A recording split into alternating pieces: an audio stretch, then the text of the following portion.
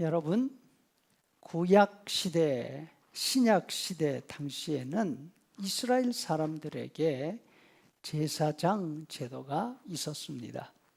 모세의 형 아론의 후손들로 광야 시대 이후 대대로 1500년 가까이 세습되어 왔지요.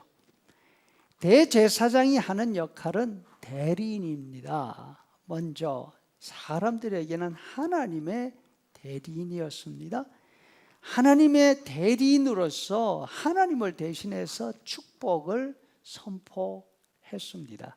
민수기 6장 22절, 여호와께서 모세에게 말씀하여 이르되 아론과 그의 아들들에게 말하여 이르기를 너희는 이스라엘 자손을 위하여 축복하여 이르되 여호와는 내게 복을 주시고 너를 지키시기를 원하며 그 얼굴을 네게로 향하여 드사 평강 주시기를 원하노라 할지어다.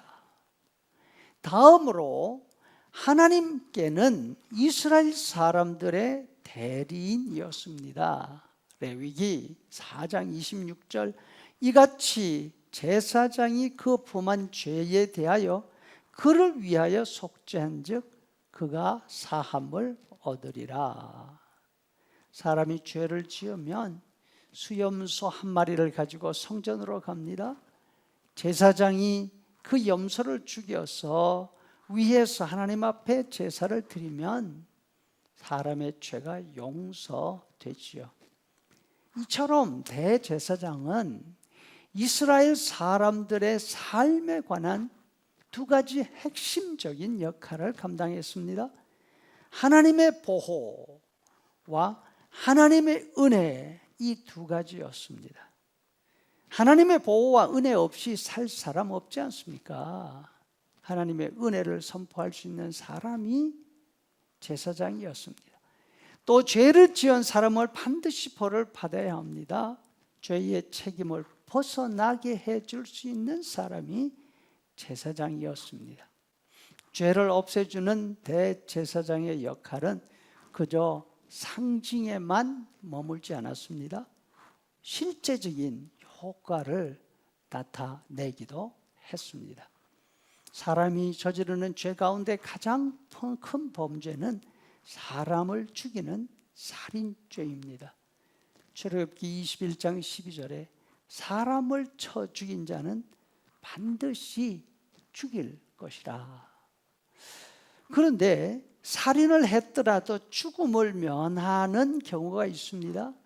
그것은 고의가 아니라 우연히 혹은 사고로 그 일이 일어났을 때지요.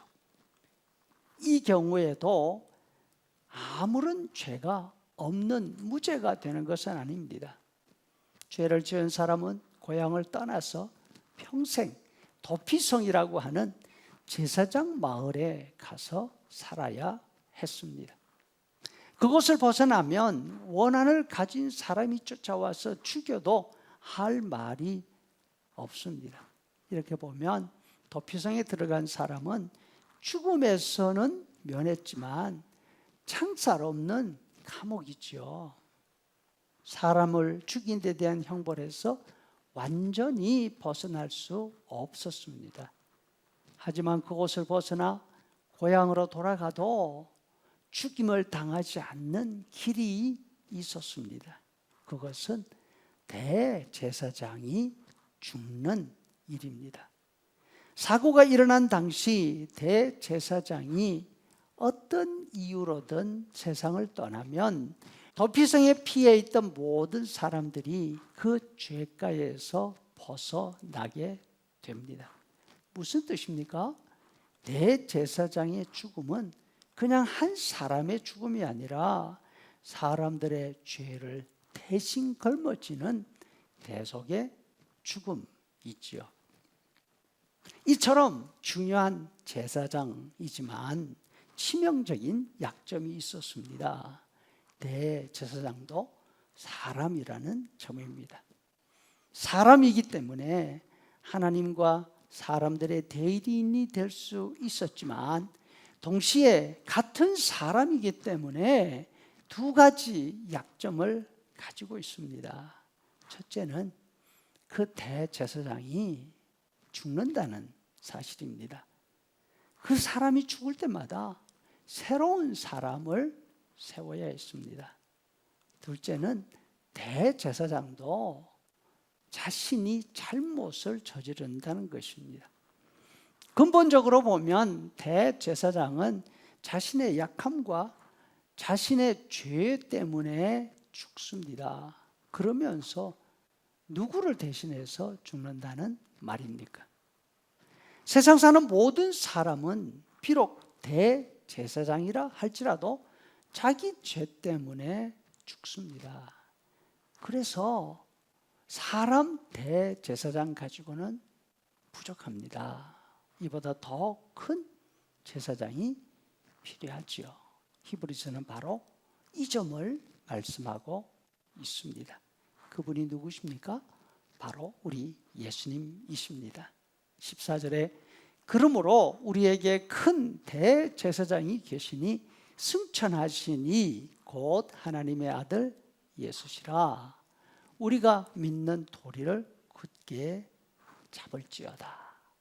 또 15절에 우리에게 있는 대제사장은 모든 일에 우리와 똑같이 시험을 받으신 이로되 죄는 없으시니라. 죄가 없으신 분이 죽었습니다. 죽을 이유가 없는 분이시지 않습니까? 그것도 세상에서 가장 끔찍한 십자가형을 받으셨습니다. 왜? 다른 사람, 즉 세상에서 가장 흉악한 죄를 지은 사람의 죄까지도 대신하시기 위해서입니다. 죄투성이인 사람 대제사장도 자신의 죽음으로 다른 사람의 죄를 대신할 수 있고 또 죄 사함을 선언할 수가 있었습니다. 죄가 없으신 예수님의 죽음은 온 세상의 죄를 대신하고도 남을 수 있지 않겠습니까? 예수님을 믿는 우리가 받은 은혜가 바로 그 은혜이지요.